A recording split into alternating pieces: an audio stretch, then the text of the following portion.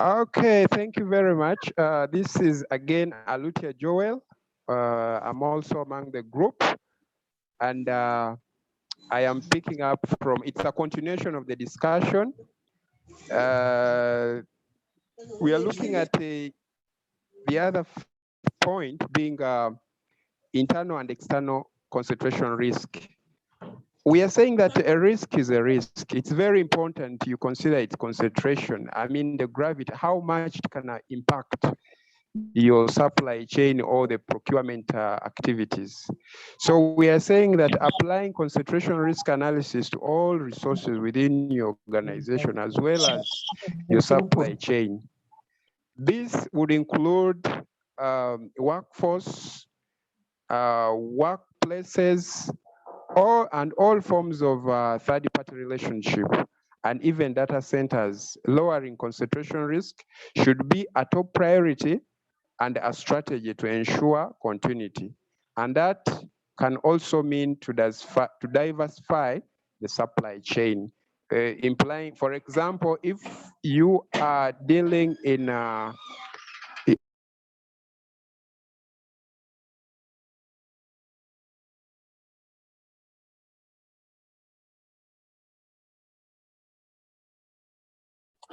Joel, we are losing you. Yes, we can hear you now. Okay, thank you. So I was saying that you can also diversify your supply chain. Supply chain, like we have said, simply involves the upstream and downstream players, that is the suppliers and the customers. So we are saying you can have more routes to deliver your products and services to your customer. For example, right now, you see there have been a lot of interruption in transport. And then when you look at places like Kampala, there is no more business here. However, there is good news that the other logistics system are able to move to other regions of the country. So we are saying if you have trucks, you can have more of these trucks to move in different directions. That's expanding your supply chain. Then we are also saying that enhanced focus on disaster recovery. Disaster recovery, very soon this pandemic is going to be over. We are saying when the pandemic is over, how are you going to pick up? So we are saying that traditionally information security questions have been the main focal point of many technology focused risk survey and on-site investigation. That is changing. Manufacturers now realize they need to know more about their suppliers' disaster recovery program, including testing, to be comfortable in their ability to respond to a wider variety of technology disruption. COVID-19 has forced organizations to rethink their supply chain strategy, focusing more on disaster recovery and business continuity. Well, we are saying that if you have a supplier and this supplier has suffered probably one way or the other, has suffered a disruption, can you assess his disaster recovery rate? At what rate can he recover to ensure that you do not waste a lot of time to wait for the supplies from such a person? And we are saying such a supplier could be having more plants spread to different regions. Now, if such a supplier has such an arrangement, then such a supplier would be a very good supplier and will ensure continuity of your business. Yes, Peru, thank you. Can you take me to another slide, please? Hello, Peru. Peru.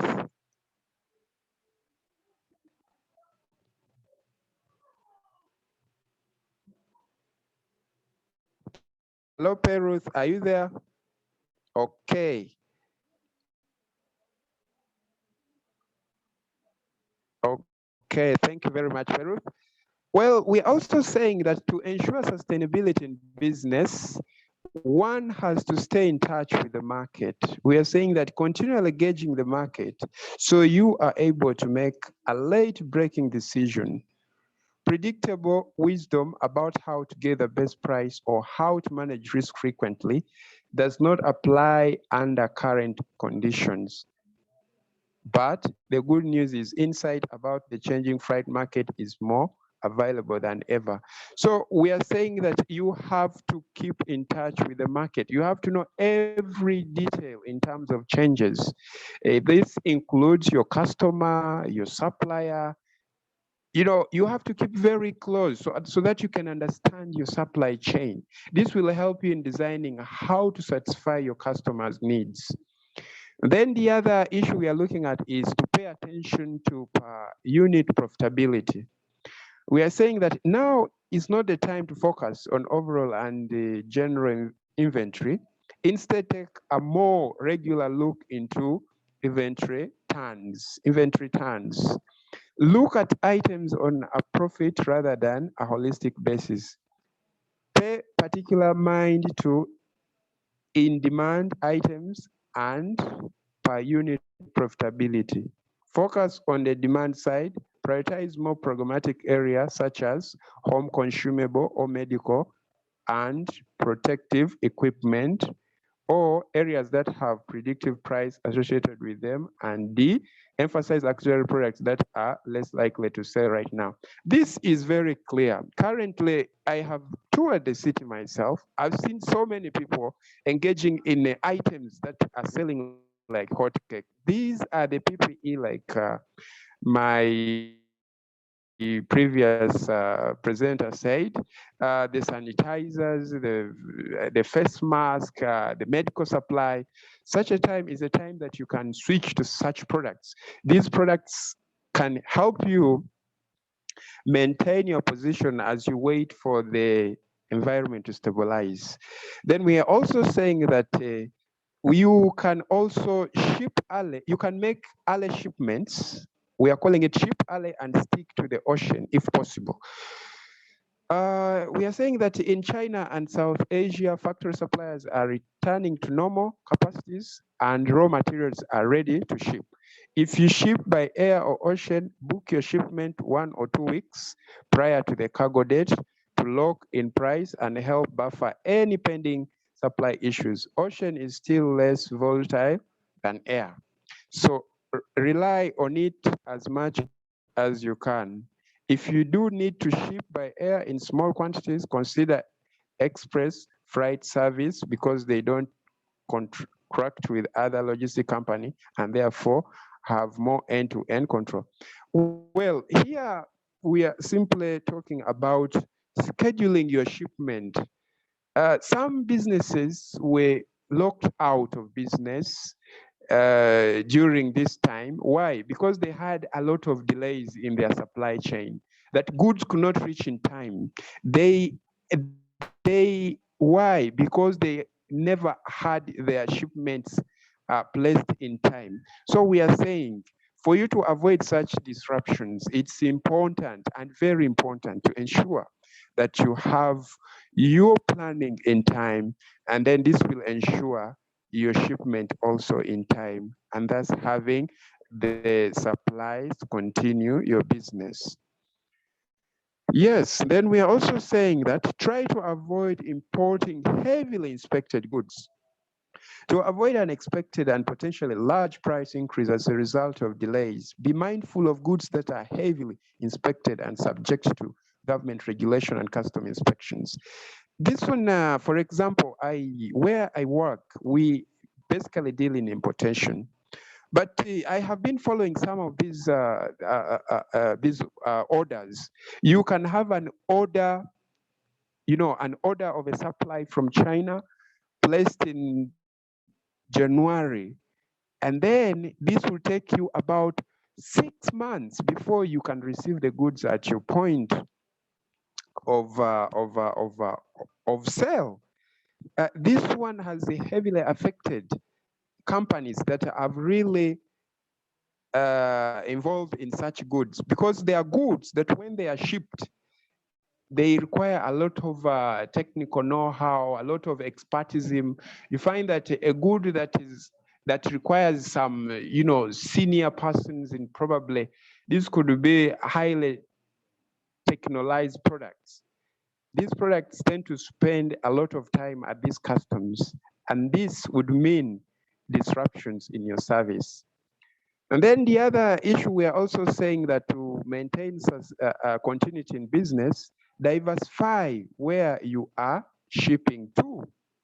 We are saying that major distribution warehouse services are beginning to accept only essential supplies and limit supplies. As a result, you should explore alternative fulfillment options, such as third-party fulfillment companies, your own warehouse if you have one, or even your own residential address to mitigate logistic risks and optimizing scheduling uncertainty.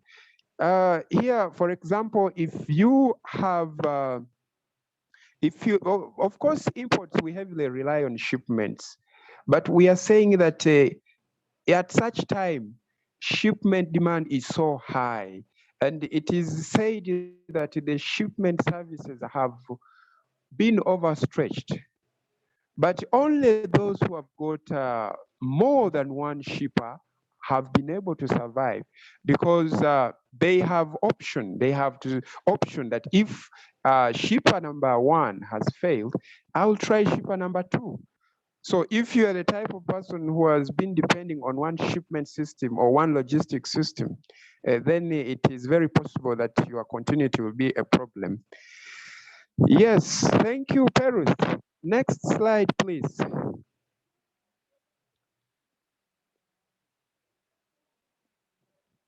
Okay. Okay, thank you very much. So we are also saying that this is, please, a continuation of the first submission. And we are also saying that to ensure a continuity of business, preserve the extended workforce.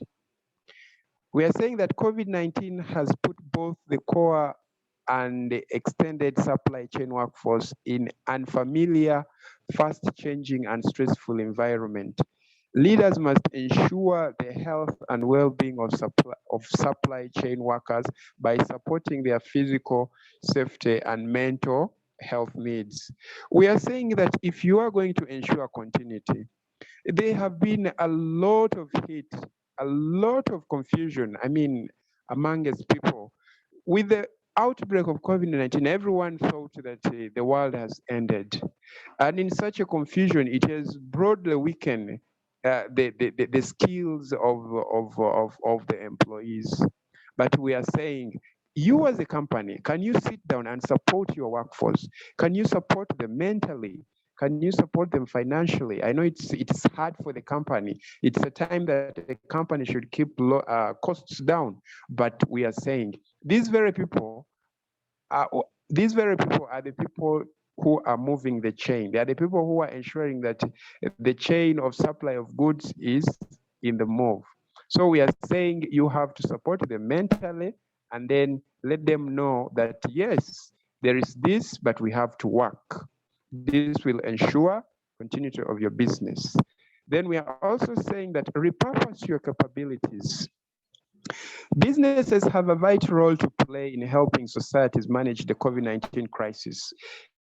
Leaders should look for ways to repurpose supply chain to help societies manage the urgent challenge of COVID-19. So we are saying, can you also look at this, the society? I think this can be looked at as, it can be looked in terms of, I would call it green procurement, where you have to hit a balance between the economy, you have to hit a balance between economy, environment, and the societal needs. We are saying, can you do that human act? Can you help the society around you? Because these very people are the people who are supporting you. These very people are the people who remember you when things have got to normal. We are also saying that think local. At such a time, we are seeing that borders are closed. Can you think local? We are saying that businesses can help societies both directly by supporting immediate health needs and think creatively about how to reallocate resources to support local communities across the whole supply chain. This one we are simply saying, well, if you have been getting your repacking materials, you've been making orders across the country, don't you think it is time to think about the nearby local suppliers? Don't you think these local suppliers can be a savior at such a time where the international borders are closed? So by rethinking locally, I want to assure you, you will be able to continue the business. Then we are also saying that secure the supply base. Recent supply side challenges highlight the need for a deeper understanding of both known and unknown risk to the supply base. They also amplify the importance of predictive modeling and apply intelligence. Leaders should strengthen the security of supply network to enhance overall resilience and support areas of supply base at risk from operational or financial disruption. We are saying that to secure the supply base, this one, for example, would be making a good rapport with your suppliers. Ensuring that there is an efficient and effective relationship between you and your suppliers. Because when you have a very good relationship with your suppliers, I want to assure you, your suppliers will think about you and will continue to supply you, no matter whether you have been hit financially, the working capital has tremendously reduced, they will be willing to offer you some credit facilities. Then we're also saying that respond with insight. At such a time, we need to respond with insight. Today's digital platforms, analytics, and automation capability enable supply chain leaders to quickly get visibility across the supply chain and respond to COVID-19 with speed. Certainty and safety. Companies should use analytics, automation, digital platform, and digital twins to model disruption and test potential response. Here we are simply saying, can you look beyond the manual system? For example, right now, we are saying procurement. There have been a lot of documentation, a lot of paperwork here and here. You need to move from one office to the other. We are saying, no, can you embrace digital platform? Digital platform can help you to do the analytics of what is required in terms of supply, in terms of goods, and all that without any disruption. Then the other point we are also looking at, it is design for the long term. Design for the long term. We are saying that businesses have a unique opportunity to create intelligent supply chains with a redoubled focus on agility, resilience, social responsibility, and human-centric needs. They will also need to plan for future disruption, which require liquidity in the short term. By partnering with the finance function in cash preservation intervention, supply chain leaders can help reset costs and resources from a zero base. Well, referring to the procurement function here, we are saying that can the procurement function be in position to redesign the long-term plans? Probably this could be things like the contractual frameworks. Can you redesign these long-term contracts? That when you create a long-term contract with a supplier, in such events, we have noticed that prices are high rocketing. And this one has really caused a very huge impact in the productivity of the businesses. But if you have designed such long-term contracts like legal, rather contractual framework, where you have agreed for a certain repeated supply, at a certain fixed price. At such a time, it may be not a problem for you because you already have an agreement written down. Well, going further, we're also saying that excuse me, there Joel. should be, hello? Yes, how are you? Fine, thank you. Yeah. As you discuss, Manuela has joined, so she can discuss the remaining slides. Okay, so I just do this last one. Yeah, do that last one. She can do 13 and 14. Okay, thank you very much. Okay, then we are also saying that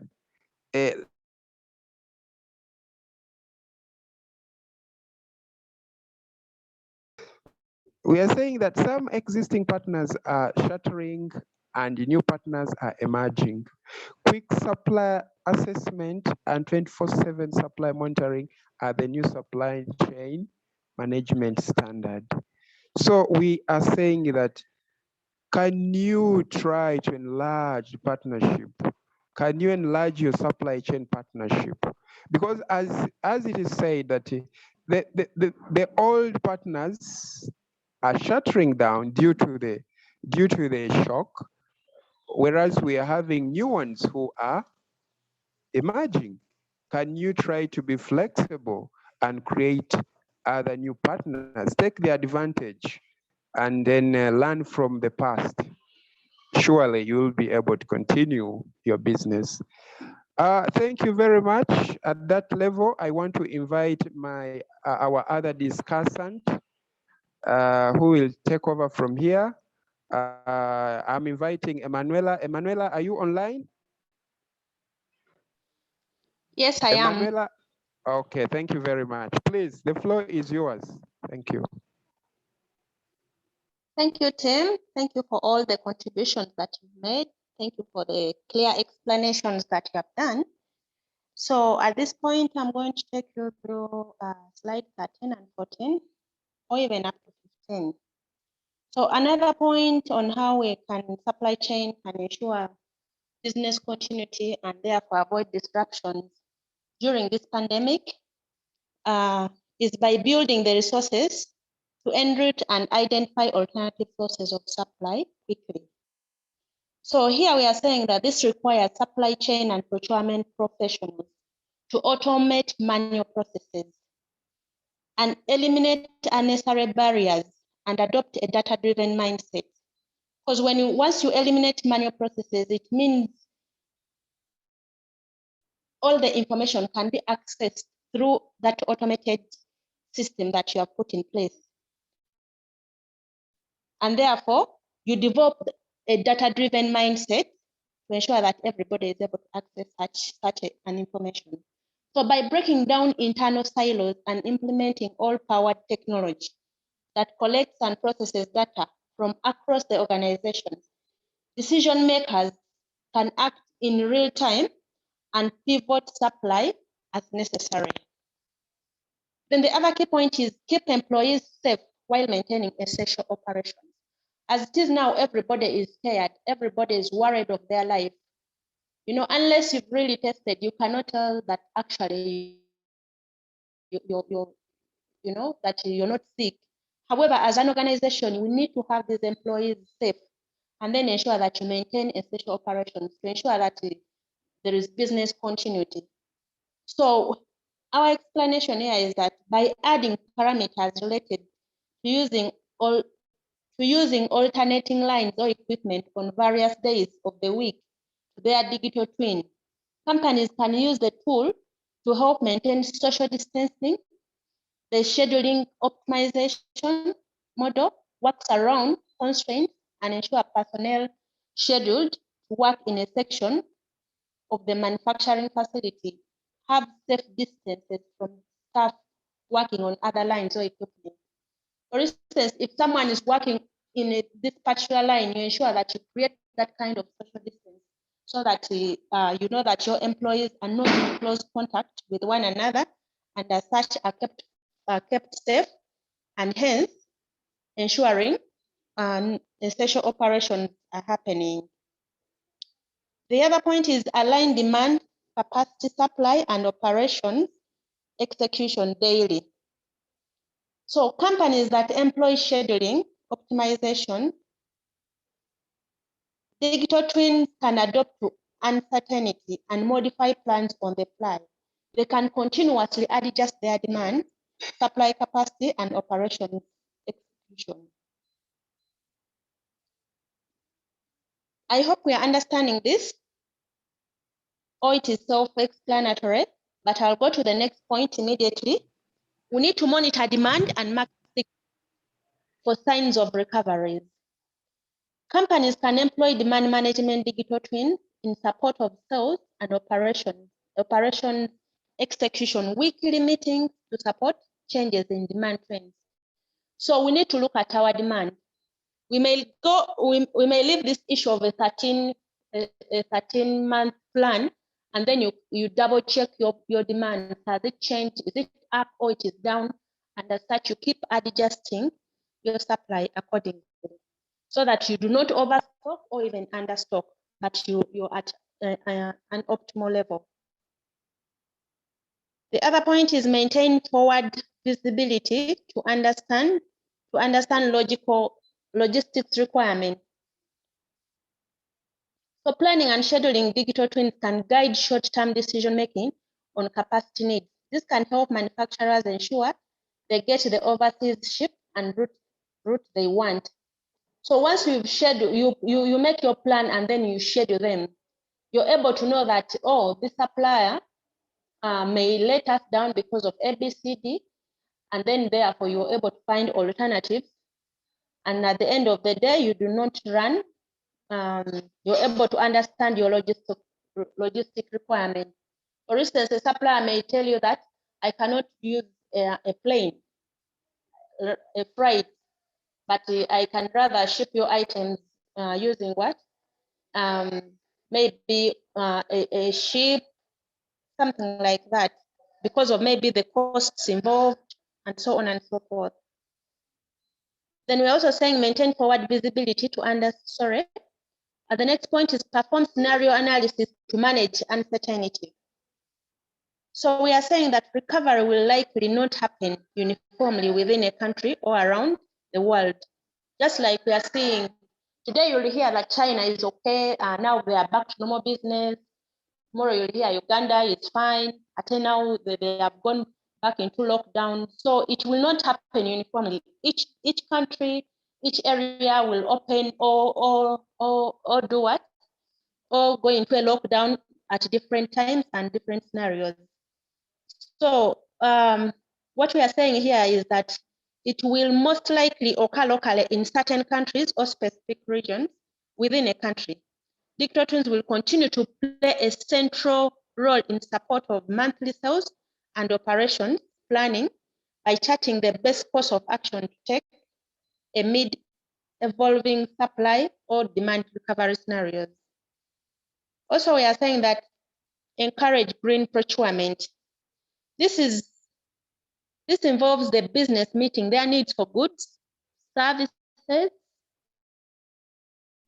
works to achieve value for money, and considering the product life cycle. At the same time, addressing the issue of economies, environment for sustainable development. So encouraging green procurement will help preserve and protect the environment, and hence ensuring continuity of supplies from the suppliers, both locally and internationally. So a moment, Emanuela.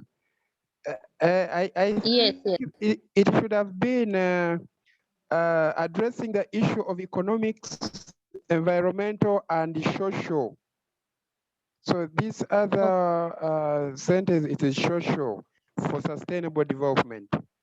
Thank you. Noted, thank you. On slide 14, we are seeing postponement and organizational performance postponement. So we are saying that postponement is characterized as the exercise of moving forward one or more operations of activities, which is included which include sourcing and delivering to a later point in the supply chain. So you can postpone an activity and you say, instead of delivering it now, we can do it maybe next month or next week, something like that, because you would have foreseen that when we do it today, we may not be able to achieve because of the certain situation that we are in now. But again, if we do it a week after, we shall be able to, the situation will have stabilized. And so you find yourself having a business continuity, or your business is continuing. So here, further, we are saying that the main explanation for the postponement strategies. Emanuela, just a moment. Is I want to chip in a bit there on postponement. Postponement, basically, you realize that those companies that have adopted this strategy have been able to make abnormal profits because at such a time we are seeing that prices for goods and products are high rocketing. So if you are the company that is preparing, let's say, products up to a certain stage, for example, you may be a company that is making t-shirts, and then you say, no, these t-shirts, these are plain t-shirts. We buy plain t-shirts, or we make plain t-shirts, but we keep them until we get response through the chain, that is from our customer. In terms of design, they say, no, now I think people are looking out for t-shirts that have Uganda flag.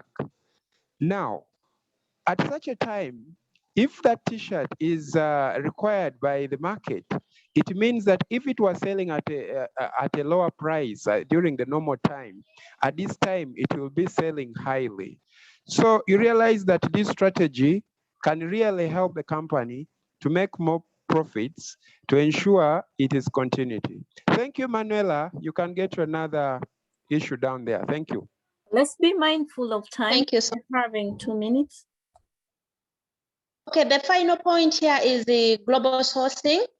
And we are saying here that the procurement department looks beyond its local boundaries and as such chooses to source from the global market for goods and services across. So basically, you do not look at only the local supply, for instance, in Uganda here, because they may not be having all the materials that you need, but you need to look globally and ensure that you're able to have diversity of suppliers of a particular item, such that if say one fails, you're able to get from another.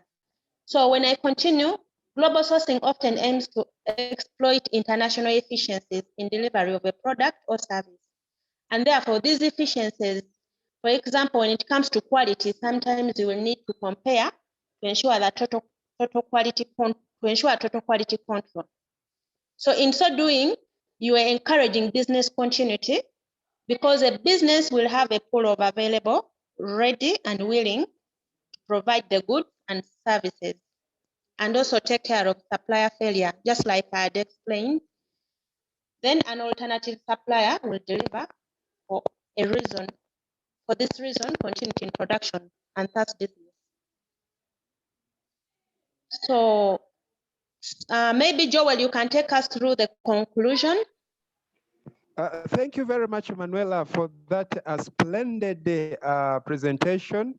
Well, as she has explained it very well, we are saying that for the business to continue, given the procurement function and the supply chain, we are saying that the COVID-19 crisis was impossible to predict with conventional wisdom and forecasting tools. However, with the different strategies, the business have developed resilience and continuity. And these strategies include outsourcing, encouraging green procurement, agility, e-procurement, work capital management, supply diversification, strategic partner relationship, to mention but a few, thus business continuity. Thank you very much. Thank you to Joel. Thank you, the rest of the team. You're welcome.